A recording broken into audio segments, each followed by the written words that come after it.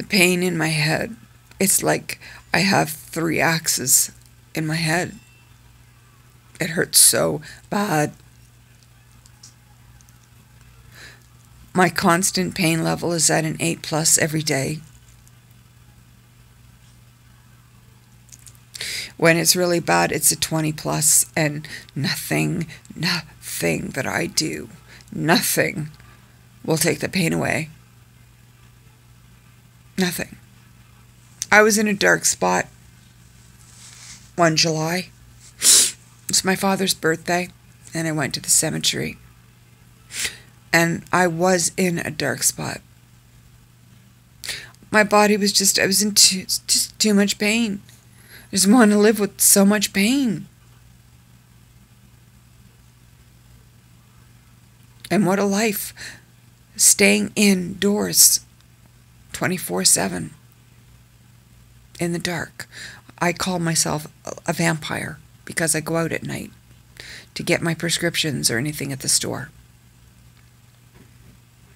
So the vampire goes out. If not, then they deliver them to me.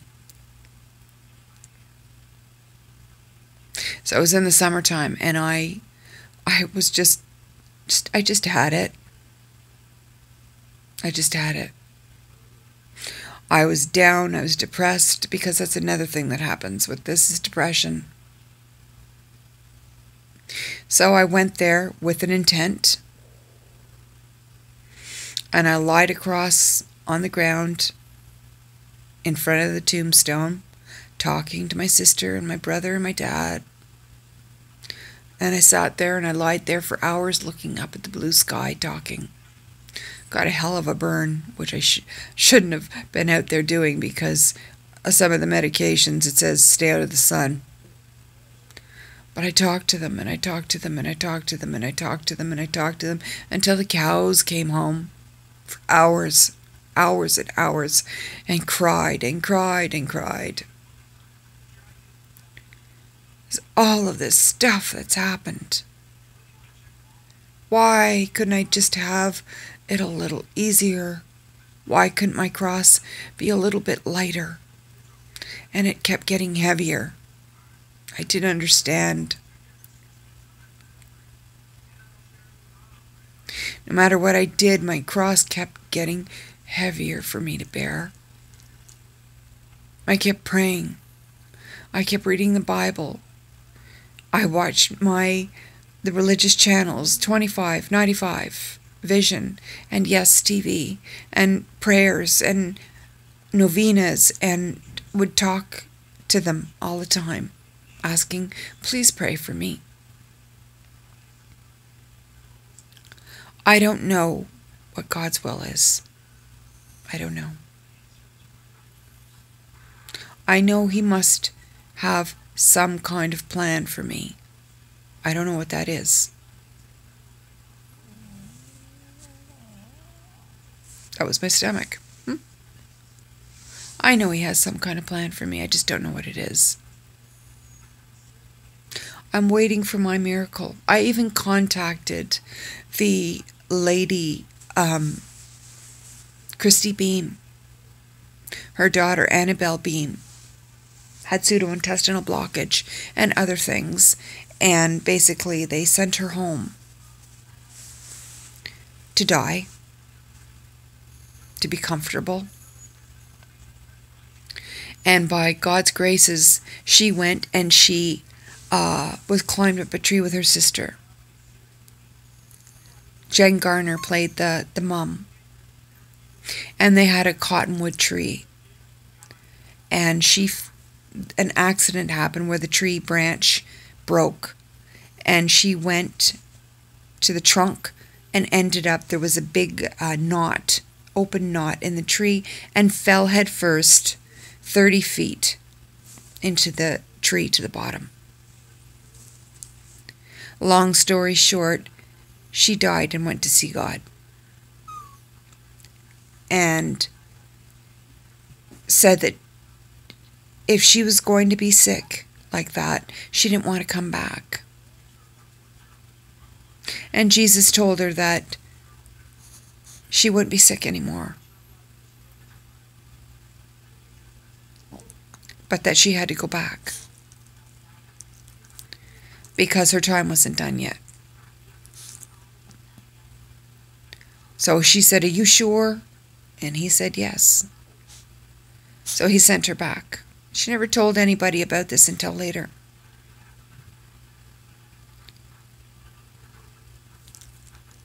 They couldn't explain, but she was cured when there is no cure. They could not explain. Dr. Nurko in Boston was her doctor, and he still is there, Dr. Nurko. I looked all of this up, trust me. There was no way that she could have been cured because there is no cure for any of this.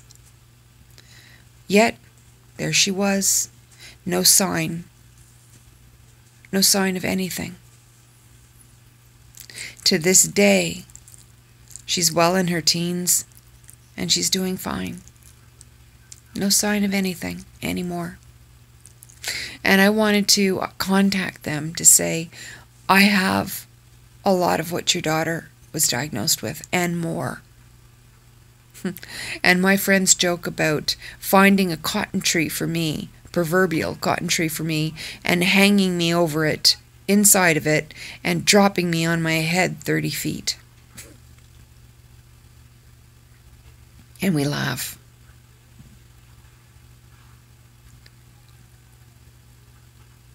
There's so many things that have happened to me.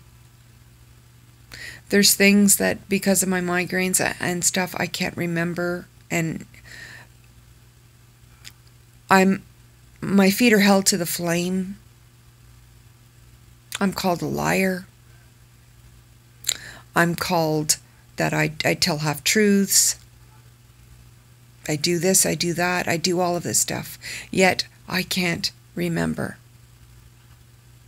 I'm not being facetious, I'm being truthful. I've always said, if I say something or do something that is offensive or hurts you, please tell me so I know. No, I don't get that courtesy. I get all the whisperings behind my back.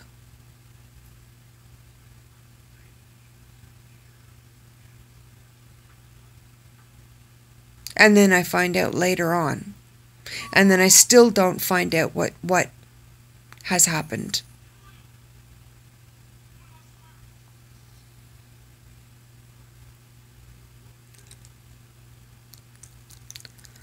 There's so much wrong that has happened in my life, I can't even begin to tell you.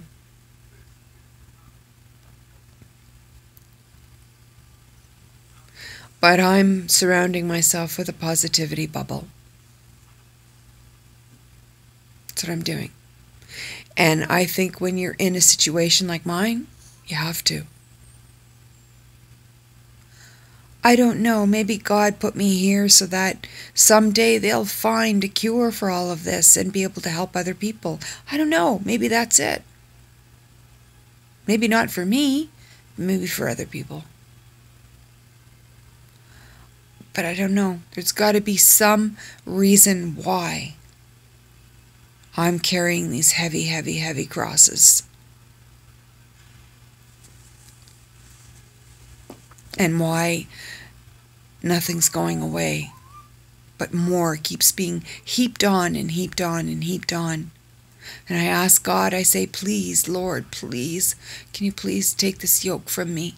Because it's a little too heavy for me to carry. I do everything alone. I am alone besides my little baby over here, my fur baby. I'm alone. I go to the hospital alone when things happen. And I do everything alone. That's hard. And that takes a lot out of me. And it's sad.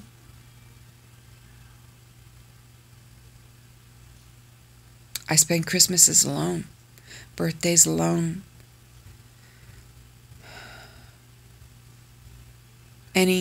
anything alone.